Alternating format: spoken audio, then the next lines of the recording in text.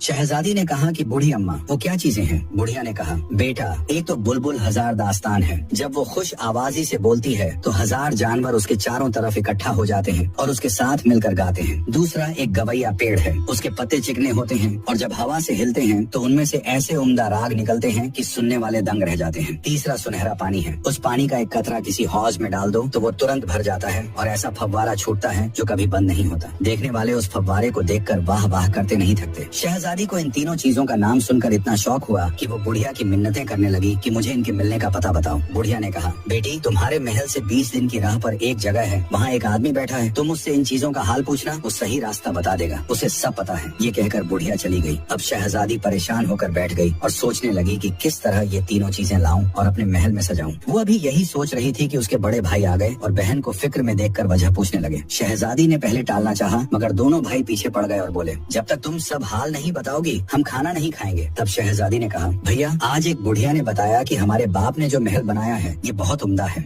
मगर इसमें 3 चीजें और हों तो ये और भी शानदार हो जाएगा। एक तो बोलने वाली चिड़िया, दूसरा गाने वाला पेड़ और तीसरा सोने का पानी। जब से मैंने इनके बारे में सुना है मन इन्हें पाने को बेचैन है। बड़े भाई बहमन ने कहा, बहन तुम फिक्र मत करो, मैं कल सुबह ही इन चीजों को लेने जाता हूँ और बहुत जल्द तुम्हें लाकर देता हूँ। इस पर छोटे भाई ने कहा, आप बड़े हैं, आपको घर पर रहना चाहिए, मैं बहन की चीजें लाऊंगा। बड़े भाई ने कहा, नहीं तुम घर पर रहो, ये सफर का मामला है, मुझे ही जाना चाहिए। दूसरे दिन सुबह शहजादा बहमन ने सफर का सामान ठीक किया और घोड़े पर सवार होकर चलने लगा। इस पर शहजादी का दिल भर आया और बोली, भैया मैं आपसे कभी जुदा नहीं हुई, आप मत जाइए, इन चीजों के न मिलने से मुझे उतना गम नहीं होगा जितना आपके जाने से। बहमन ने कहा, बहन फिक्र मत करो, मैं बहुत जल्द तुम्हारी चीजें लाऊंगा। शहजादी ने कहा, भाई इतने दिनों तक आपकी खैरियत पता न होने से मुझे बहुत दुख होगा, आप मत जाइए। इस पर शहजादे ने अपनी कमर से करौली निकालकर बहन को दी और कहा, तुम इसे देख लिया करना, जब तक ये साफ रहे समझना मैं खुश हूँ, और जब इसमें से खून टपकता दिखे तो समझना मैं जिंदा नहीं। ये कहकर शहजादा बहमन अपनी बहन और भाई को समझाकर घर से निकल पड़ा। शहजादा 20 दिन का सफर तय करके उस जगह पहुंचा जहां का पता बहन ने बताया था। क्या देखता है कि एक बड़ा घना दरख्त है और उसके पास एक झोपड़ी बनी है। दरख्त के नीचे एक बूढ़ा फकीर बैठा है। उसकी उम्र इतनी ज्यादा थी कि भौहें तक सफेद थी, मूछें इतनी लंबी कि उनसे मुंह ढका हुआ था। शहजादा पहले तो घबरा गया, फिर आगे बढ़ा और घोड़े से उतरकर उसे सलाम किया और बोला, ऐ बुजुर्ग, खुदा आपकी उम्र और बढ़ाए। बूढ़े ने इशारे से सलाम का जवाब दिया। उसकी मूछें इतनी लंबी थी कि वो बोल नहीं सकता था। शहजादे ने कहा, अगर इजाजत दें तो मैं आपकी मूंछें और भौएं कतर दूं। फकीर ने इशारे से कहा, अच्छा। तब शहजादे ने जेब से कैंची निकाली और भौएं और मूंछें काटकर छोटी की। इतना करने से उसकी शक्ल इंसानों जैसी लगने लगी। शहजादे ने कहा, मेरे पास आईना नहीं है, वरना दिखाता कि अब आपकी शक्ल नौजवानों जैसी दिख रही है। ये सुनकर बुजुर्ग बहुत खुश हुआ। उसने शहजादे को दुआ दी।